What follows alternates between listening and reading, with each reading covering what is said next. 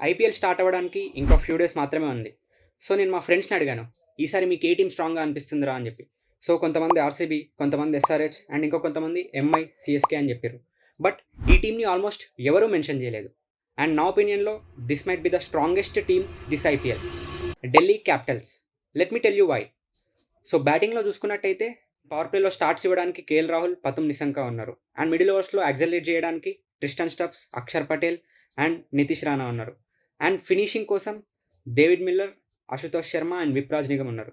So ఇందులో multiple match winners ఉన్నారు. And బౌలింగ్లో చూస్తే ఇంకా ఇంట్రెస్టింగ్. స్పిన్ బౌలింగ్లో అక్షర్ పటేల్, కుల్దీప్ యాదవ్ అండ్ విప్రాజ్ నిగమ్.